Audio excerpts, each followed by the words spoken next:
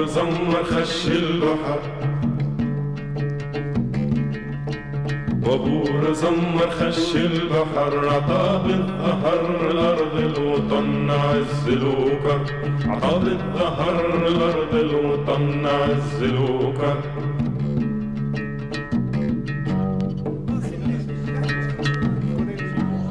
بابور زمر خش الغريق بابور زمر خش الغريق سالك طريق لأرض غربة شيح الريق بابور زمر خش الغريق. Pour revenir donc à la mission parlementaire, donc il a travaillé, c'est vrai que, en tout cas nous concernant, on a salué le travail qui a été fait, le travail de diagnostic. C'est par la première fois on a pu, que nous, en tant qu'associatif, on ne peut pas avoir, mais au miracle de la République, donc les membres de la commission pouvaient avoir les réponses des responsables de la CNAV, de la CAF, des ministères, de telle ou telle administration, et nous-mêmes qui croyons, en tout cas on ne sait jamais tout, mais en tout cas on en a appris beaucoup de choses, en tout cas on a eu quelques réponses sur des questions qu'on n'arrête pas de poser et que on ne nous fournit pas.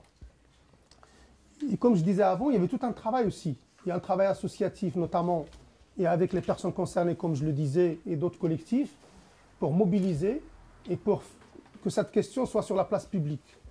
Mais de l'autre côté aussi, il a commencé à avoir un autre travail, et qu'on le verra par la suite, et notamment quelques colloques, quelques publications, certaines recherches, parce que dans ce domaine, la plupart des recherches, c'est ceux de la CNAV, c'est ceux de la CAF, c'est ceux de la DAIC, c'est ceux des ministères. Donc c'est des mêmes personnes et on ne met pas en doute la qualité des chercheurs qui travaillent, loin de là. Mais en même temps, c'est des personnes qui peuvent parfois être juges partis. On a vu des chiffres que nous, jusqu'à maintenant, puisque c'est l'administration opaque, ben on les met en doute, même si, pas tous. Au jour d'aujourd'hui, personne n'est capable de nous dire combien ils sont. Personne n'est capable de dire, on noie ça dans des chiffres globaux. Telle administration, ils disent, sont 350 000, d'autres c'est 250 000. Aujourd'hui, on nous dit qu'ils sont 800 et quelques mille. Mais après, on parle de qui? La mission parlementaire, par exemple, elle a retenu un Chibani, c'est à partir de 55 ans. Donc c'est la mission qui se penche sur les conditions des immigrants âgés de 55 ans et plus. Beaucoup qui travaillent sur des questions spécifiques, notamment sur le contrôle, sur l'ASPA, sur les prestations. En général, ça concernait les gens de plus de 65 ans, pour ceux qui peuvent y prétendre. Bien sûr, il y en a qui peuvent l'avoir à 60 ans, sous des conditions tellement restrictives que c'est très peu. Parce qu'il y a une mission parlementaire, c'est qu'on a estimé, d'ailleurs même dans la lettre de mission, dans toute déclaration qui a été faite, c'est qu'il y a un problème Chibani. Qu'il y a un gros souci, surtout c'est les Chibani eux-mêmes qui le vivent. Ce n'est pas les gens qui sont aux alentours. Ben, on a dit, puisqu'on reconnaît officiellement qu'il y a un problème, eh ben, nous demandons qu'il soit suspendu toutes les poursuites, tous les contrôles, et que jusqu'à ce qu'on conclue, jusqu'à ce qu'il y ait des décisions prises. C'est quel bilan on en tire et c'est quoi ces propositions? 82 propositions. C'est 82, hein, on n'est pas... Il y a d'autres rapports, ils en ont mis 6, d'autres ils en ont mis 30, sur d'autres domaines. Là, ils ont voulu en tout cas toucher tous les domaines touchant au Chibani. 82 propositions. Il en sort que, bien sûr, on ne va pas tous dire c'est n'importe quoi, c'est pas bon, etc. Il y en a énormément, soit qui sont déjà été mis en pratique, soit à titre expérimental, soit c'était la logique des choses, on allait vers ça. Les foyers à Doma, ils ne peuvent pas rester éternellement quelques-uns des gourbis. S'intéresser à des Chibani qui ne sont plus dans le retour, mais dans l'aller-retour, et qu'il faut trouver quelque chose d'un point de vue santé, d'un point de vue logement, d'un point de vue autre chose, ça c'est la logique des choses, etc. Mais sur les 82 propositions, souvent déjà dans le vocabulaire, il commence toujours par consolider, par exemple, envisager, éteindre, rappeler. On a quand même une série de verbes, réfléchir. Donc c'est la mission qui propose, mais il faut réfléchir. Hein. On a permettre, accélérer, envisager. Donc, toutes les propositions commencent par des choses comme ça. Rien, en tout cas sur les propositions, là on est un peu très sur notre fin, rien n'est chiffré, rien n'est précis, rien n'est daté, rien n'est où il y a des délais. Et il y a beaucoup de bonnes intentions. On a rencontré les députés, c'est vrai que la plupart d'entre eux, pour revenir à leur manière de travail, et il y en a qui ne sont jamais venus. Il y en a qui sont venus une ou deux fois, comme quelqu'un de Goesgan, et c'était mieux, qui a démissionné juste avant la remise du rapport. Le rapport, il a été voté à l'unanimité des présents. Le problème aujourd'hui, parmi les problèmes majeurs des vieux migrants, c'est qu'on leur impose une présence, entre autres, par exemple, pour ceux qui bénéficient de l'ASPA, de 6 mois et un jour, en tout cas 6 mois en France, sans qu'il y ait les conditions pour qu'ils soient accueillis ici dignement. Donc ces 6 mois en France, ils conditionnent l'obtention de l'ASPA, qui est qu'un complément de ce qu'ils touchent dans leur retraite. Quelqu'un qui touche, je ne sais pas, 500 euros, ben on va lui donner 270 euros. Parce que l'ASPA aujourd'hui, il a 760, 787. 787, donc on a ce complément-là. Et ben, une fois que les personnes, bien sûr, ils rentrent dans leur pays d'origine, ils ne vont pas en touriste là-bas. Quand ils vont, c'est qu'il y a une famille, qu'il y a une vie, qu'il y a un vécu. Et pour certains d'entre eux, des enfants. Ils vont rendre visite, ils vont chez eux. Et leur avis s'inscrit ici, là-bas. Ben, ces personnes, quand ils s'absentent, ben, on a vu pulluler par-ci, par-là, tout un zèle, toute une machinerie administrative au service de ce contrôle. Donc, quand ils arrivent pour aller très très vite, ben, on commence à les contrôler. Il faut qu'ils vérifient qu'ils ne sont pas restés plus de 6 mois. Mais on ne sait pas si dans l'année civile ou dans la dernière année. Donc ça, c'est l'interprétation de tel ou tel guichetier. Quand le passeport ne suffit pas, ben on va faire certaines méthodes vraiment plus que du skitable. Je donnerai 1 ou 2 exemples. On va se procurer le relevé bancaire pour voir, par exemple, s'il a retiré une grande somme, 2000 euros, on va le dire, tiens, il l'a retiré une seule fois. Donc ce monsieur-là n'était pas là parce qu'il est censé retirer peut-être tous les semaines, tous les mois. On va vérifier les factures d'électricité pour ceux qui vivent dans le DFU. On va être même jusqu'à, mais ça c'est des exemples un peu extrêmes, mais qui ont existé du côté de Marseille. Bah, le contrôleur, il va venir la veille, il va mettre un scotch, il va revenir 2 jours après. C'est le scotch il va jouer le pseudo-colombo à 2 balles. Et on a quand même tout un système qui émet vraiment de contrôle, avec la complicité quand même bien sûr de certains bailleurs. Je ne peux pas généraliser, mais le foyer à Doma, on l'a vu à Ralis à Lyon, on a sorti carrément une circulaire ou une loi, moi je ne suis pas juriste, mais en tout cas l'effet il est là, mais après comment le qualifier, qui est daté de Pétain, qui oblige les bailleurs à donner la liste des étrangers qui résident dans la résidence de le foyer. Et vous faites quand le préfet Durand a demandé cette liste, ben, ils se sont rendus compte que des foyers le faisaient déjà. Ils le faisaient déjà, comme ça. On donnait la liste des étrangers qui résident. Donc ça permet de cibler les contrôles et que des contrôleurs de la CARSAT ou de la CAF ou d'autres, ben, ils commencent, comme j'ai dit tout à l'heure, à jouer les apprentis Colombo. Ils vont venir, et on va demander au voisinage, on va demander aux mêmes résidents, on va poser un tas de questions. Donc on crée un espèce de climat qui est quand même malsain. Et ces contrôles, ils se perpétuent. Donc c'est un des nœuds. La mission parlementaire dans ces propositions, on estime que ces contrôles, ils peuvent être même discriminatoires. C'est la HALT qui l'a dit sur un arrêt sur Marseille, etc. Les associations, ils en ont persuadé. Parce que ces contrôles dans certains endroits, par exemple à Vénissieux, je parle beaucoup de la régionnaise parce que c'est ce que je connais. Les copains, je pense qu'ils peuvent parler là où ils sont. Ben, ces contrôles, ils seront le jour de l'Aïd. Ils seront l'été. Ils seront au mois de Ramadan. Donc, si on ne cible pas une population particulière, je voudrais bien savoir ce que c'est. Et ces contrôles, donc, qui sont très nombreux et qui débouchent sans appel, sans rien, c'est-à-dire il y a toujours une présomption de culpabilité. Le contrôleur, quand il arrive, par exemple, il ne trouve pas la personne, il suffit qu'il part 2 jours, je ne sais pas, ou qu'il n'est pas là, ou qu'il a les fameux 6 mois. Il peut partir 15 jours, revenir. Bah, et on lui envoie un courrier, bah, s'il ne répond pas, bah, on estime qu'il est déjà en situation de fraude. eh ben, la machine se met en marche. On suspend les paiements en cours. On demande des arriérés. On demande des sommes parfois exorbitantes. Pas plus tard que la semaine dernière, on a par exemple un Algérien à qui on demande 26 000 euros. Il a 82 ans. Ils sont très, très, très généreux. On va lui dire, vous pouvez faire un étalement. C'est quelqu'un qui touche quelque chose comme, voilà, pas 768 euros. On va lui laisser de quoi vivre, de quoi envoyer un peu à sa famille. Je ne me rappelle pas de la somme. Ceux qui veulent calculer peuvent calculer, mais on a calculé qu'il pouvait payer jusqu'en 2037.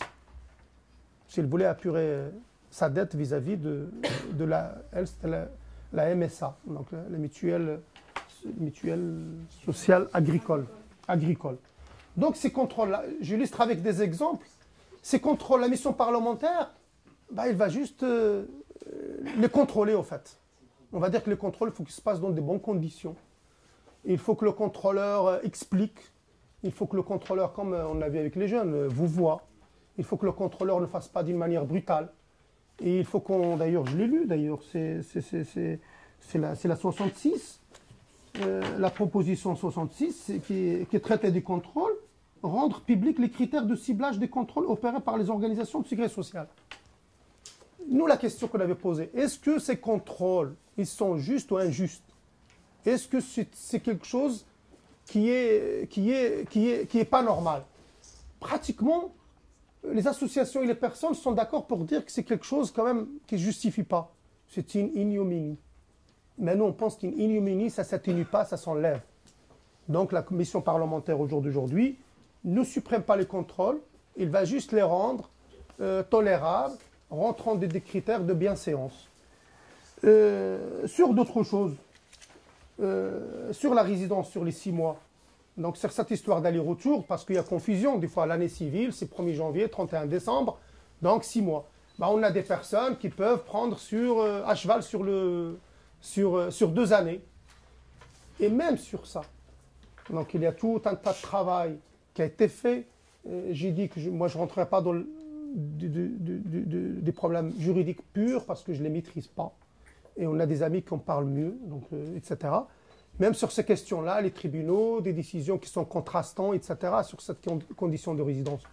Ce n'est pas de la boutade, mais on leur applique la même chose qu'on applique aux évadés fiscaux, pour les Johnny Hallyday, pour etc., etc. C'est-à-dire, sauf qu'ils n'ont pas les mêmes chiffres sur leur compte bancaire, etc.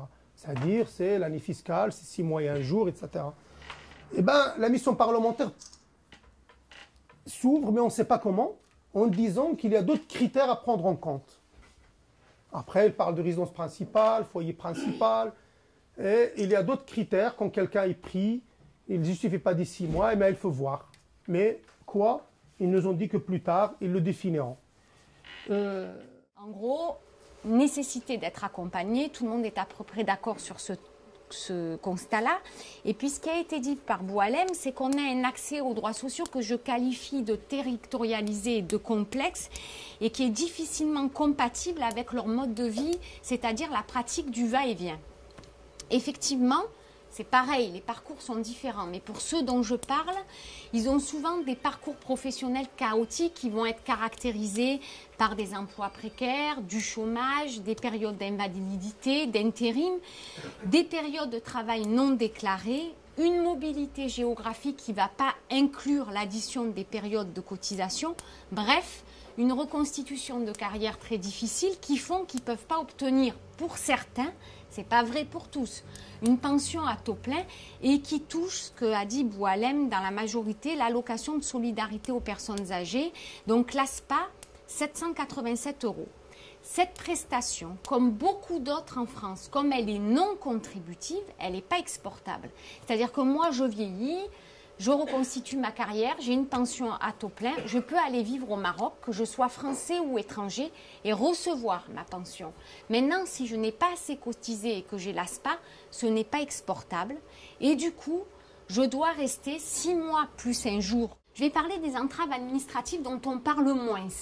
C'est-à-dire que, par exemple, plusieurs adhérents de notre fédération, de notre union professionnelle, ont constaté que les immigrés âgés qui vivent en foyer de travailleurs migrants ou en résidence sociale recevaient d'emblée une déclaration d'impôt sur laquelle il était indiqué qu'ils étaient célibataires ou divorcés. Or, comme je vous l'ai dit, ils ont leur famille au pays. Ils ne sont pas célibataires ou divorcés. Donc, ce petit détail, qui peut paraître un petit détail pour quelqu'un qui reçoit son avis d'imposition, si l'erreur n'est pas rapidement rectifiée, il va avoir des répercussions très fortes sur la personne parce que le calcul de son quotient familial va être erroné, puisque le quotient familial, c'est de calculer l'ensemble des membres du foyer fiscal, qu'ils soient en France ou pas. Donc si je dis que cette personne âgée immigrée n'a pas de famille, le quotient familial est plus élevé et elle ne peut pas accéder aux prestations dont elle a le droit, telles que la CMU, la CMUC et la SPA. Alors vous allez me dire, oh là là, c'est un petit détail, on peut le rectifier rapidement, mais je vais l'articuler à ce que je vous ai dit avant, c'est-à-dire que pour rectifier cette erreur, il faut comprendre qu'elle a des impacts, ce qui n'est pas toujours le cas pour une population qui accède difficilement à l'information et qui est majoritairement illettrée. Donc ça, ce n'est pas un contrôle, mais c'est une entrave administrative qui a des conséquences réelles sur l'accès aux droits de ces personnes. Deuxième élément, Nord-Pas-de-Calais. Alors je la fais rapide par rapport à l'article du Code de la construction et de l'habitation. Mais en fait, ces personnes qui vivaient en foyer, qui habitent en foyer ou en résidence sociale, ont le droit à avoir un abattement fiscal parce qu'ils prennent en charge leur famille au pays d'origine. Avant, une attestation sur l'honneur suffisait. C'est-à-dire la personne disait, ben voilà, je vous atteste sur l'honneur que je prends en charge ma famille au pays d'origine. Ça suffisait. Maintenant, c'est ça les entraves, c'est complexifier les rouages et les démarches pour accéder aux droits. On va leur demander de prouver par un document spécifique l'envoi d'un mandat au nom de l'épouse. Alors vous allez me dire, ben oui, s'il envoie de l'argent à sa famille, ça ne devrait pas poser de problème. Mais dans la majorité des cas et dans la pratique, la personne âgée immigrée envoie le mandat à un oncle, à un beau-frère, pas au nom de l'épouse. Ce qui va complexifier les choses pour finalement accéder à un droit auquel il avait avant un abattement fiscal. Alors, entrave administrative, contrôle plus une interprétation extensive aussi de la loi. C'est-à-dire qu'on a eu un contrôle dans le Haut-Rhin où 50 personnes âgées immigrées, on ne leur a pas délivré leur avis de non-imposition. Et on aurait pu leur dire, on ne vous le délivre pas, comme l'a dit Boualem, parce que vous n'êtes pas là les 6 mois plus 5 jours. Mais là, au lieu d'évoquer les 6 mois plus 5 jours, on a invoqué le fait que le centre de leurs intérêts personnel et familial n'étaient pas en France. Autrement dit que leur famille était au pays d'origine. Et pour motiver ça, on a utilisé la convention franco-algérienne et la convention franco-mauritanienne. Ça s'appelle une interprétation extensive de la loi. C'est-à-dire que la Direction générale des finances publiques utilise des conventions bilatérales pour ne pas octroyer des droits ou des avis de non-imposition aux personnes, alors qu'on est en France et que le Code général des impôts stipule, pour aller rapidement, mais ça sera dit après, les 6 mois plus 1 jour. Mais l'idée que je veux mettre en avant, c'est qu'il y a la possibilité de légiférer sans être pris dans un étau un peu théorique de tout universel ou tout spécifique. C'est-à-dire qu'il peut y avoir des tiers, des accommodements possibles. Je vais vous donner un autre exemple. Seuls les immigrés âgés peuvent vivre en résidence sociale de manière durable. C'est la circulaire du 4 juillet 2006. Effectivement, en résidence sociale, ça se veut un logement transitoire. Et pourtant, on a décidé au travers de cette circulaire de se dire il y a des trajectoires singulières. Ces personnes sont venues, n'ont pas été rejointes par leur famille. Pour eux, il y a la possibilité exclusive de rester et de se maintenir dans un logement de transition qui est de transition pour les autres. Donc moi je pense que sans une modification du cadre législatif qui semble difficile, il y aurait des possibilités d'avoir des instructions officielles pour arrêter à minima des contrôles ciblés. C'est-à-dire de dire que le parcours migratoire de ces hommes est confronté à des logiques administratives qui ont quand même conduit à les considérer comme des fraudeurs. La fraude, le terme juridique, ça veut dire qu'intentionnellement, ils auraient triché pour faire valoir leurs droits. Ça les a obligés, pour certains, à retourner dans leur pays d'origine à l'âge de 70 ans, dans un état psychologique quand même difficile. Donc, sans tomber dans le, mon Dieu, misérabilisme, mais je pense qu'une prise en compte des trajectoires de ces personnes permettrait de faire en sorte qu'on pourrait, à minima, limiter ces contrôles ciblés. En fait, quand vous interrogez ces personnes et que vous leur demandez qu'est-ce que c'est pour vous les services d'aide à domicile, même si ça tend à évoluer, la majorité d'entre elles vont vous dire je ne connais pas ce que c'est véritablement, j'ai quand même entendu qu'un résident à côté a pu en bénéficier, mais il y a une faible connaissance de ces services à domicile. Et ce que moi j'ai perçu au travers des entretiens a été corroboré par un certain nombre de réflexions qui ont été menées en région. Notamment une enquête de l'INSERM, toute population immigrée confondue, mais qui je trouve est parlante dans les chiffres, pour vous dire que ce n'est pas que ma perception ou ce que j'ai ressenti de ce que j'ai pu noter. 14% des vieux immigrés ignorent l'existence des services qui pourraient faciliter la vie des personnes âgées. 14% d'entre elles utilisent le service d'aide ménagère contre 24% en population générale.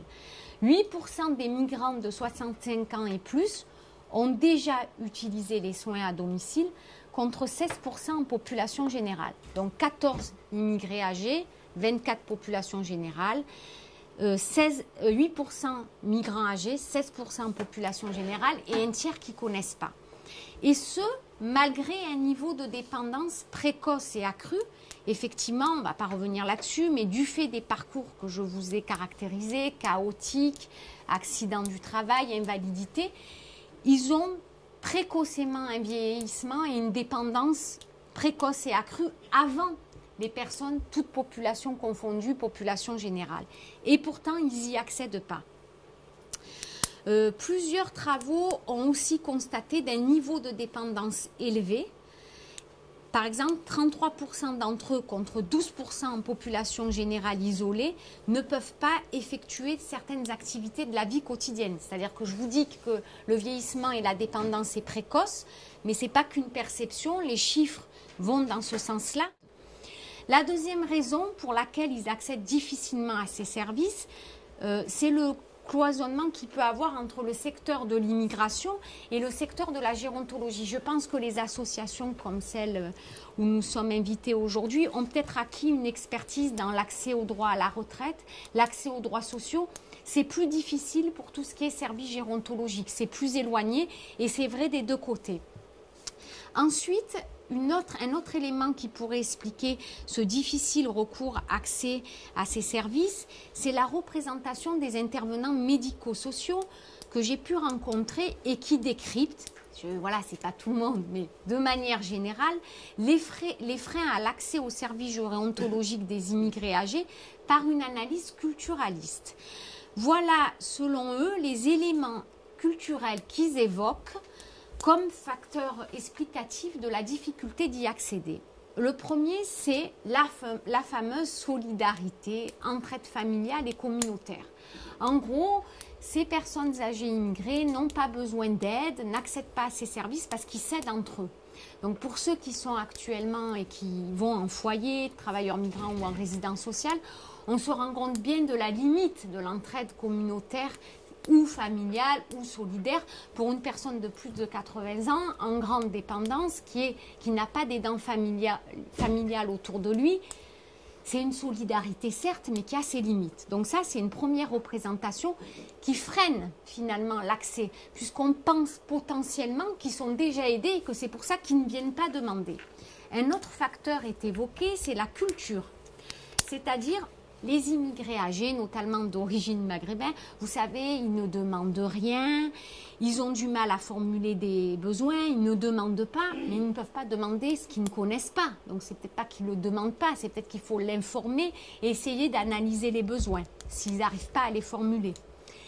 Un autre facteur que j'ai entendu par ailleurs, alors je vous le cite, ils refusent les services d'aide à domicile parce qu'ils refusent toute intrusion dans leur intimité. D'autant plus quand ce sont des femmes françaises, je cite. Je pense que toutes les personnes âgées auraient du mal et ont du mal à faire venir, à accepter d'accueillir une personne extérieure à leur entourage quand il y a des problèmes de dépendance. Alors, je nie pas les difficultés que peuvent connaître les intervenants sociaux par rapport à ce public-là, mais je pense qu'il y a une analyse un peu culturaliste finalement qui produit des solutions culturalistes. Alors, je vais vous rapporter le propos d'une association d'aide à domicile que j'avais interrogée, qui me disait en toute bonne foi, moi vous savez madame, pour pallier les difficultés culturelles entre mon aide ménagère et la personne âgée immigrée, j'ai réglé le problème. Le 3/4 des personnes, j'ai plus le temps ? Ouais, 5 minutes. Le 3/4 des personnes que j'emploie, elles sont d'origine étrangère. Donc voilà, c'est-à-dire que si le cadre de pensée il est culturel, c'est-à-dire que je ne vois que l'autre par rapport à une culture d'origine, forcément, les solutions que je mets en place, elles sont culturalistes. Mais je pense qu'il y a des paradoxes aussi par rapport à la prise en charge des acteurs associatifs. Je vais donner un exemple rapidement parce qu'il me reste 5 minutes et que c'est plus long dans la démonstration. Mais on voit beaucoup d'initiatives poindre ou vouloir poindre sur la création d'espaces dédiés aux personnes âgées immigrées, ce qu'on appelle les cafés sociaux. Je pense aussi qu'il faut faire attention à cela, à la mise en place systématique de cette offre ou de cette solution, et que ça nécessite avant de voir ce qui peut déjà se faire ou ce qui existe déjà sur le territoire, parce qu'on arrive aussi finalement à une défausse du droit commun. C'est-à-dire que pour prendre un exemple très basique, vous allez dans un centre-ville ancien, vous avez un clic là et 5 minutes à côté un café social. Le clic en question, le clic c'est le centre local d'information et de coordination qui s'occupe de l'information des personnes âgées en général, sur un centre-ville ancien que je connais, ne reçoit aucune personne âgée immigrée. Parce qu'à côté, il y a un café social qui reçoit ces personnes âgées immigrées et qui, au lieu d'orienter vers le service de droit commun, parce qu'il n'aura pas l'expertise d'un clic, c'est pas possible, il ne peut pas être un clic, une permanence juridique, et au lieu de renvoyer au droit commun les difficultés ou les besoins de ces personnes, finalement les prend en compte, n'oriente pas et reproduit aussi dans sa pratique associative une façon de refaire, c'est-à-dire que le droit commun se défausse sur le café social et le café social n'oriente pas vers le droit commun. C'est très rapide ce que je vous dis là, mais en fait c'était pour illustrer la dernière partie du décryptage des paradoxes au niveau des acteurs associatifs. Et moi je crois pas mal à ce que j'ai essayé de démontrer dans la première partie, dans le tiers, finalement, dans la fonction de coordination et de médiation qui peut avoir entre des services de droit commun et ces personnes-là. C'est-à-dire on ne pourra pas faire des services spécifiques personnes âgées immigrées, mais il faudrait essayer de faire en sorte, même si on y parvient de plus en plus, mais difficilement par rapport au contexte, à sensibiliser les services de droit commun à ce public particulier. Donc la coordination, l'accommodement, comme on dit entre guillemets, le tiers et l'interface sur ce sujet me semble important pour échapper à ce modèle de pensée entre tout universaliste et tout culturalisme. Et je pense que la population immigrée, et celle-là en particulier, réinterroge notre système là-dessus. Ils ont organisé une espèce de réunion caduque pour soi-disant informer les résidents de la destruction de ce foyer et tout ça. Du fait que dans le courant de l'année, ces personnes, en fait, les vieux migrants ont peur, ils sont maintenus dans un état, ils ont peur de se révolter. Et cette réunion, pour les informer en fait, ils se sont complètement lâchés et ça partait dans tous les sens. Ils ont carrément exprimé leurs revendications, leur colère concernant la situation de précarité, de maltraitance, vraiment, de maltraitance, il s'agit de maltraitance qu'on leur fait subir là-dedans. Voilà, on va y aller. Et quand j'ai lu le rapport, et j'ai lu le livre aussi qui est sorti, on parle presque à 90% des immigrés logés dans les foyers sans contrat, dans les foyers à Doma. Alors que la réalité des immigrés, c'est pas ça. Il y a des quartiers en difficulté, il y a beaucoup de problèmes, et misérabilisme, c'est par rapport aux médias. Il faut penser à l'intergénérationnel. Il faut penser aux autres générations qui arrivent. C'est ça mon combat. Mon combat, c'est pour mon fils, qui vit comme les autres. Il n'a pas choisi de naître en France. Moi, j'ai choisi de venir en France. Moi, j'étais étudiant en France. Moi, j'ai vécu dans les foyers en France. Mais mon fils, il n'est pour rien. Il est né, il a le droit de vivre comme tout citoyen français. C'est ça mon combat. Pas un fils d'immigré. Et fier d'être un fils d'immigré. Donc pour nationalité française, ils se sont manifestés. Je les accompagne pour avoir cette nationalité française qu'ils souhaitent. Et je fais la même chose tous les jours. Hein. Malgré ça, il y a des obstacles. On dit que votre parcours professionnel, il n'était pas bien, vous n'étiez pas intégré. Alors qu'ils étaient malades à cause du travail pénible. Et ces gens-là, ils ont participé à la richesse de ce pays. Ils ont construit la richesse de la France. Je pense que c'est très important. Il n'y a pas que les foyers, parce que moi, je connais quelques foyers, c'est des ghettos. C'est pas je pense, j'ai rénové des foyers.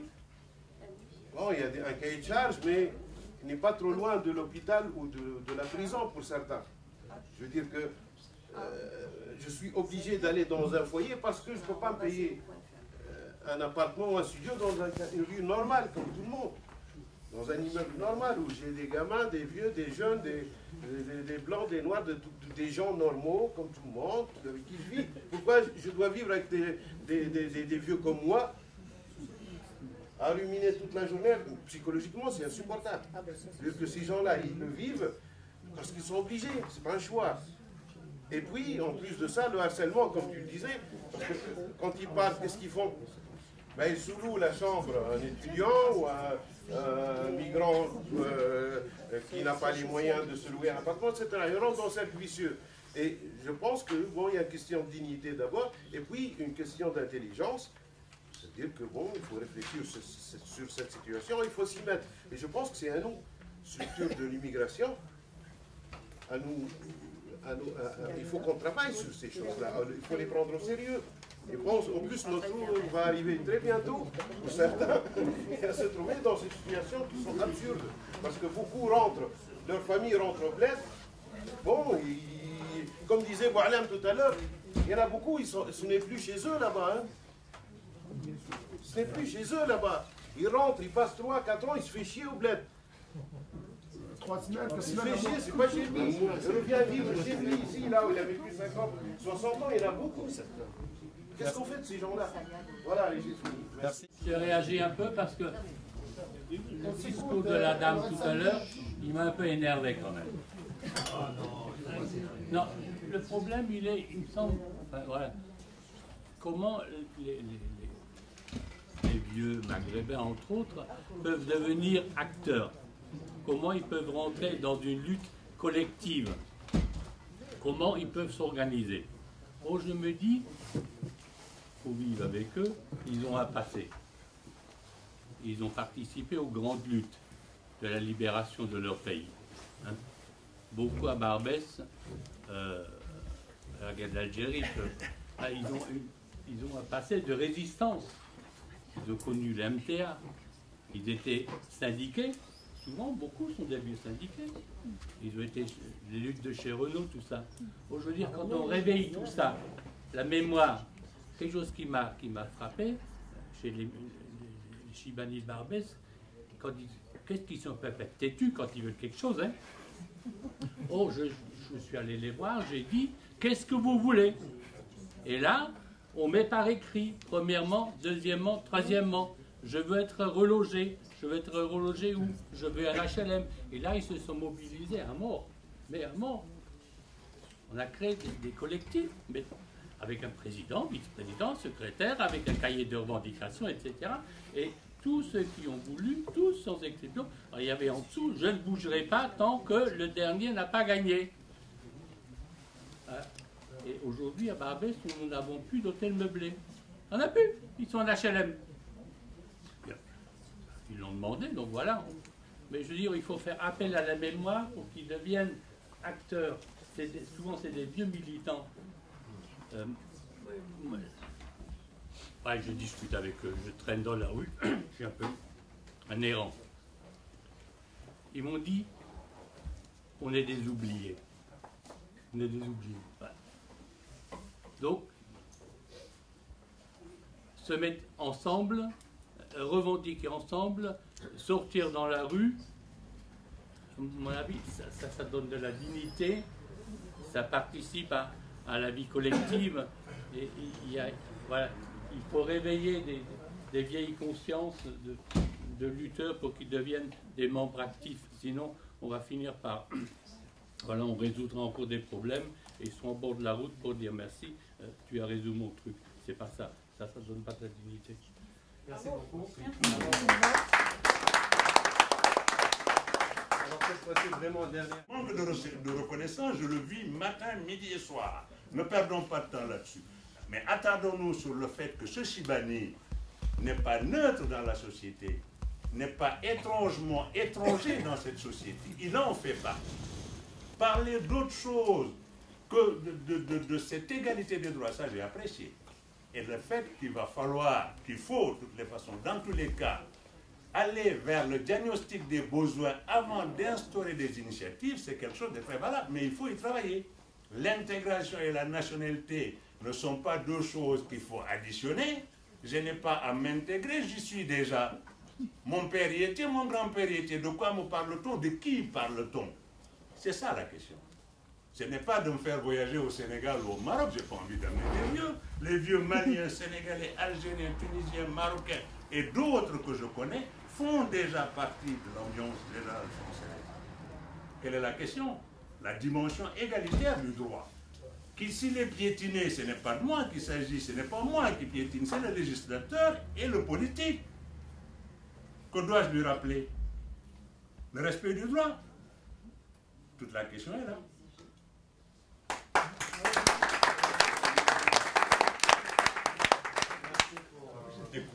Le rapport parlementaire, ce qui est étonnant, on a des jeunes de quartier, on n'arrête pas de les maintenir jeunes. Jusqu'à 40 ans, ils sont encore jeunes, traités comme des jeunes. Et on a des vieux, on n'arrête pas de les rajeunir. La mission parlementaire, c'est 55 ans. Donc la jonction, elle va se faire bientôt.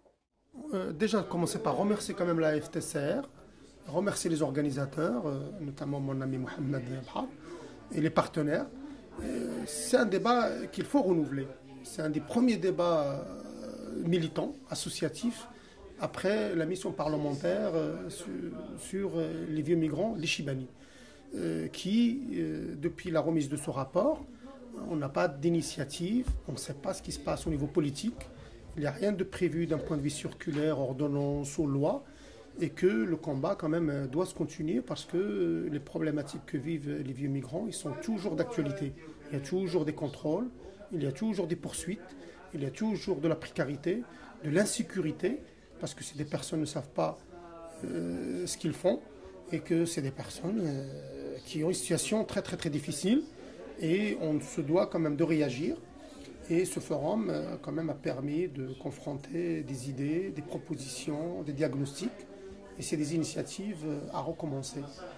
Et c'est vrai qu'on est en plein 30 ans de la marche pour l'égalité contre le racisme, où déjà à l'époque, certains peut-être à la marge, très peu ou pas assez, évoquaient ces problématiques du vieillissement, des problématiques de la retraite, des problématiques de l'aller-retour.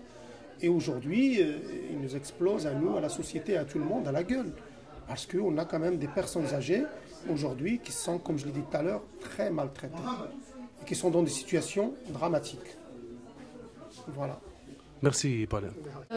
Pour ajouter que, selon moi, en tout cas, et par rapport à ce que je peux connaître et des travaux que j'ai effectués sur la question, je pense que le diagnostic des besoins sur cette population est à peu près fait pour ceux qui vivent en famille ou pour ceux qui vivent en foyer de travailleurs migrants ou en résidence sociale.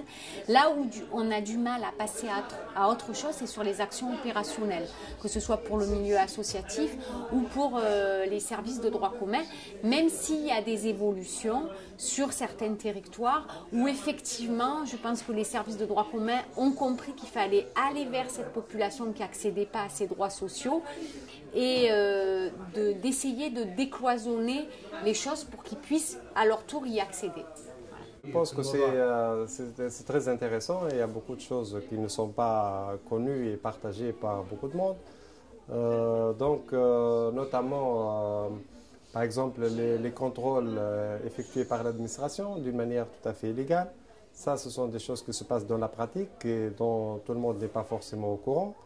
Donc, cette occasion, la mission parlementaire et ces occasions permettent de découvrir ces pratiques et surtout de d'échanger justement à la fois l'expérience, les témoignages, voilà, donc les recherches qu'ils ont fait sur ce domaine.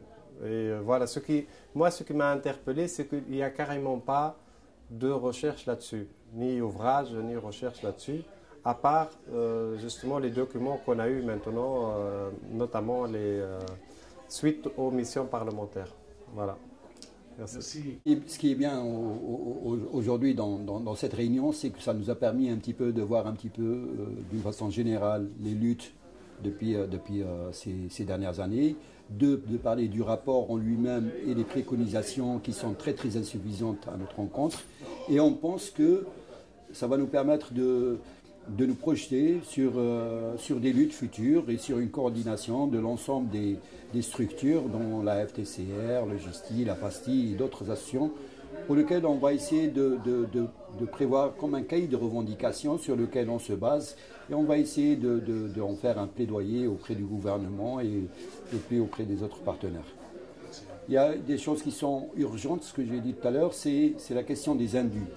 Donc des indus à qui on réclame des personnes des sommes de l'ordre de 20 000 à 25 000 euros. Ça, c'est une bagarre sur l'urgence.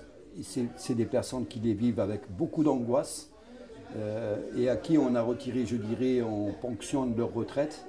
Et ça, c'est une question, je pense qu'il faut qu'on la règle très très vite parce que ça ne peut pas durer longtemps.